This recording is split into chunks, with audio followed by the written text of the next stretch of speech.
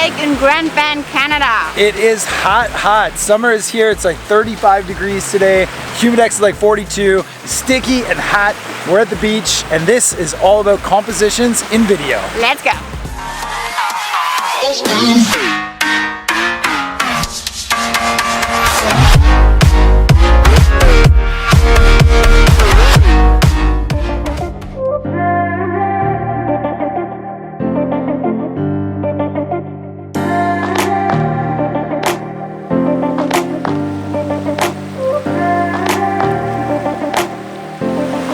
Composition in video follows the same sort of basic principles and guidelines as composition in photography.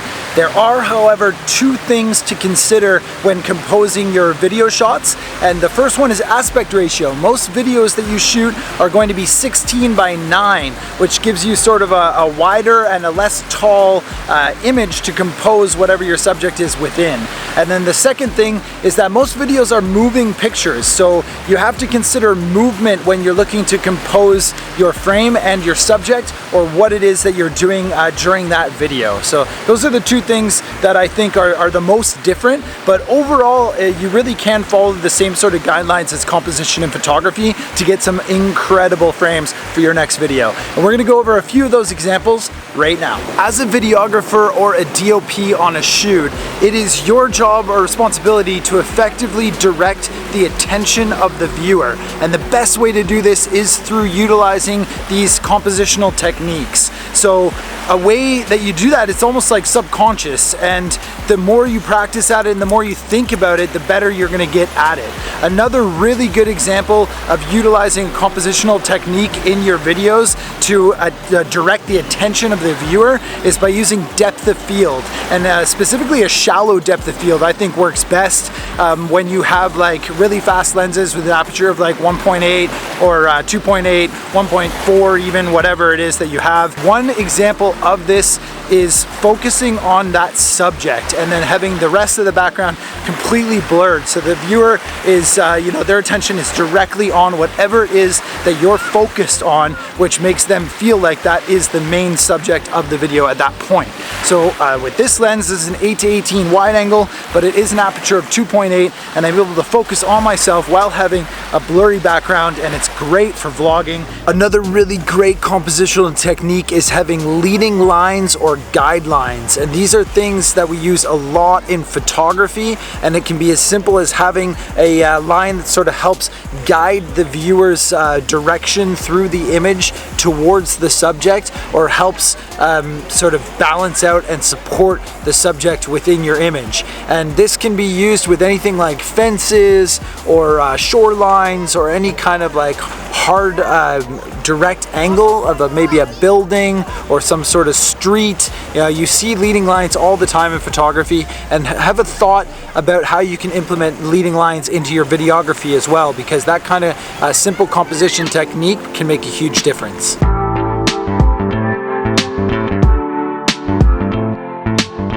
Balance and symmetry. This is such an important compositional rule when you're looking at video. So what I'm trying to do, for example, in the background of this video with the two boats providing a really nice balance with the like far off horizon with the lake in the background, and here I am right in the middle trying to balance out that frame. It can be done using subjects that are kind of like straight in the middle of the frame, or it can be done with reflections. It can be done with like different buildings that are kind of the same height, but balance and symmetry is such an important thing to consider when looking at the framing of whatever it is that you're creating a video about.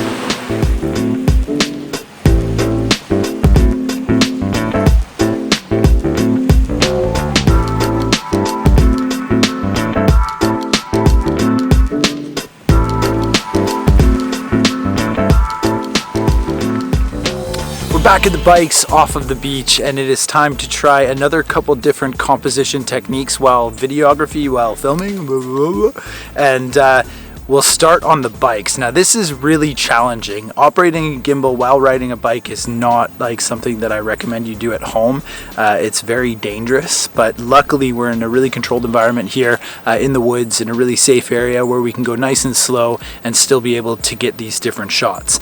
Now here's a couple of cool tips when considering composition and videography. And one thing is to get really low. So if you take the camera and you get really low to the ground while videoing, you can get a really cool aspect, and I'll show you that once we actually get on the bikes. The opposite of that is flying with the drone. Once you're really high and you've got those different sort of height ratios, and that changes your composition completely, which is one of the reasons why drones, when they first became like really recreational, a lot of people were using them all over the world, people were like, wow, this footage looks amazing, because it is so different and it's like they've never seen it before, when realistically, you know, you're just changing the height of the same sort of composition, and yet that changes everything. So we're going to show you the low one, because even though I got my drone, I don't think I'm going to fly it while we're biking, but definitely show you the low one, and I think you get the idea with the drone anyway. But yeah, let's jump on the bikes and practice a little bit more of our composition.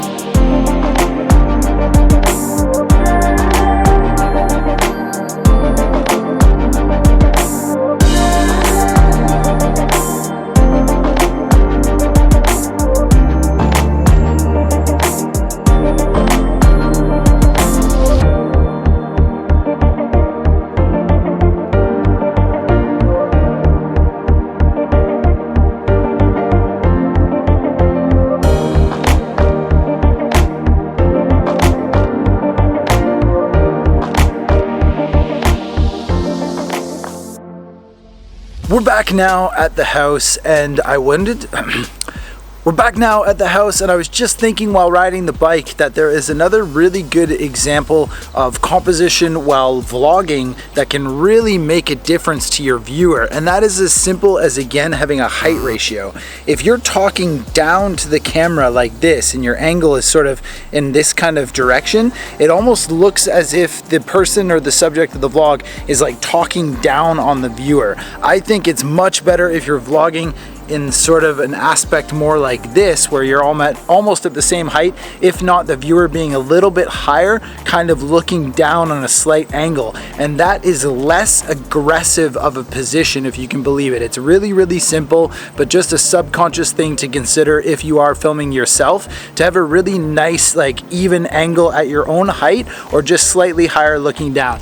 Nothing like this. This is the end of the video on this incredibly hot day in southern Ontario. Very cool to show you a little bit of the Grand Bend Beach and where I've been spending the last bit of time here in my final week of vacation back home with my family. So very cool for you to see this side of our lifestyle, of our nomadic traveling, and to share a bit of the knowledge that I have of video composition with you. So we've only really touched on a few of the sort of basic rules and techniques that I use when making videos. There's still a lot of really obvious ones that we didn't touch on, things like the rule of thirds, which I'm sure everybody watching this video has heard of, things like framing, things like simplifying, and things like filling your entire frame with the subject, things like minimalism. I mean, there's still so much. The rule of diagonals and of triangles.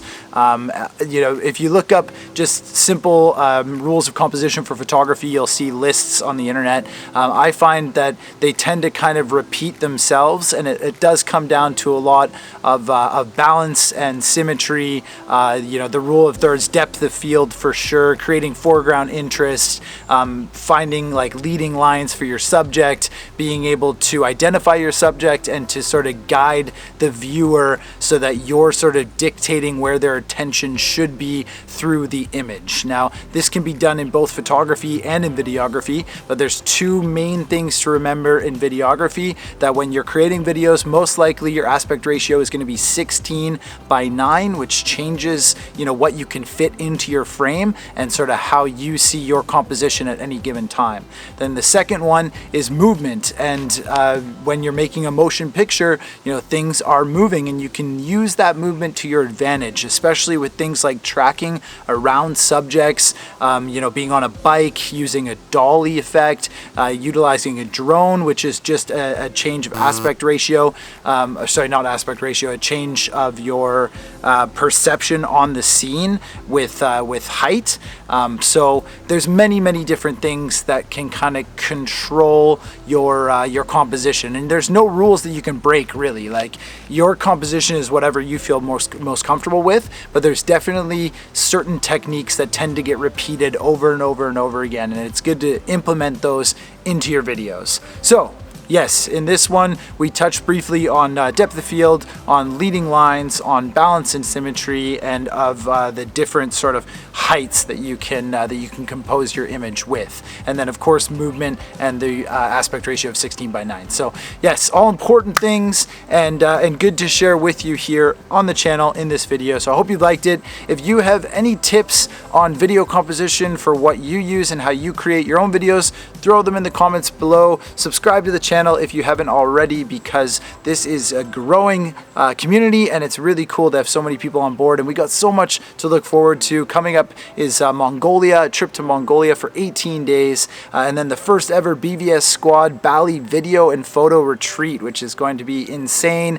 It is the inaugural one. We've rented this huge villa in Bali. There's still 2 rooms available even too, which is cool, so you can come join 9 other amazing people plus myself, Nelly, Brendan, and Jody on the first ever video and photo retreat, where we can learn about this kind of thing in person. So yes, still 2 places available, 2 rooms, and we do have a discounted couples rate, so if you are interested in bringing your significant other, bring them to Bali and let's have an awesome time. It's going to be a great trip. That's September 1st, September 10th, and then after that is a trip to Nepal, which is also going to be really great. But again, I can't keep catching myself rambling on the end of these videos, so I'm going to try and cut myself off.